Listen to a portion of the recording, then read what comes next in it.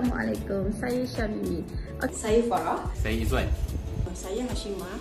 Saya Cikgu Ashiki. Saya Nana. Saya Ramli. Hai, anda nak simpan duit tapi tak nak duit beku dalam akaun? Dan yang paling best, kos sumbangan dia memang berpatutan dan mampu bilik. Sepanjang jangka hayat kita. Angioplasty, complication of diabetes mellitus dan juga penyakit mental. Mawadah 2 ini garanti lulus.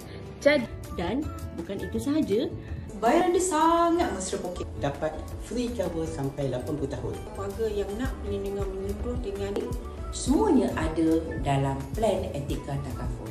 Bagaimana? Menarik bukan?